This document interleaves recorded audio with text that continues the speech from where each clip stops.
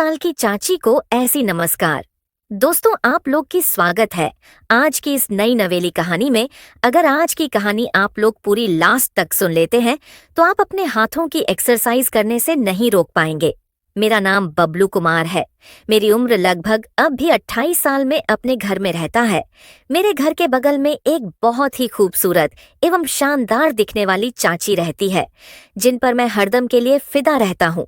मैं कभी नहीं सोचा था कि मुझे भी उनके साथ योगा करने की मौका मिल जाएगी, क्योंकि मैं उनको देखते करे अपना काम चला लेता था। लेकिन मुझे उन पर यकीन था कि कभी न कभी ये मुझे अपनी साथ योगा करने की मौका जरूर देगी। लेकिन मुझे मालूम नहीं था कि इतनी जल्दी फिर मुझे मौका मिल जाएगी। एक दिन की बात है, जब रात के समय उनके घर में कोई नहीं था, तब मुझे उन फोन करके बुलाती है कि बेटा, आज कोई काम है तुझे। मैं बोलता हूँ कि क्या काम? चाची, आप यहीं पर बोलिए ना। तभी वह बोलती है कि हर बात फोन पर नहीं बताई जाती है। बेटा, मैं बोलता हूँ कि ठीक है, मैं 10 मिनट बाद में आपके घर पर खुद आता हूँ। तब वह बोलती है कि जल्दी से आना। मुझे मालूम नहीं था कि उनके घर पर आज कोई भी नहीं है। फिर मैं सोचा कि चाची तो जल्दी फोन मेरे पास नहीं करती है, लेकिन आज रात को क्यों फोन की है? तभी मैं सोचता हूँ कि कहीं उनको आज योगा करने की मन तो नहीं हो गया है ना।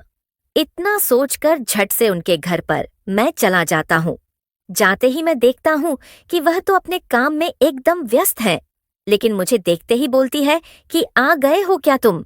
मैं बोलता हूँ कि हाँ। फिर मैं बोलता हूँ कि आपने मुझे किस लिए बुलाया है?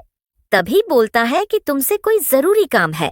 फिर वह अपने कमरे में लेकर जाती है और मैं उनके पीछे पीछे जाने लग जाता हूँ और कमरे से बाहर जाकर छत पर मुझे जाने के लिए बोलता है। फिर मैं उनके साथ छत पर चला जाता हूँ और रात के समय में बोलती है कि मुझे योगा करने बहुत ही ज्यादा दिक्कत आ रही है, तुम मेरा हेल्प कर दोगे क्या? मैं बोलता हूँ कि जरूर, क्यों नहीं कर सकता है।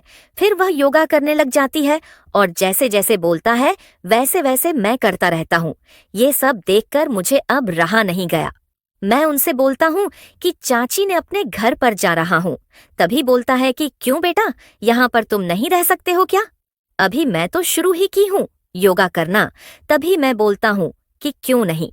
अब मैं उनको कैसे बताऊं कि मुझे अब एक्सरसाइज करना पड़ेगा, नहीं तो अब बर्दाश्त से बाहर जाने वाली है।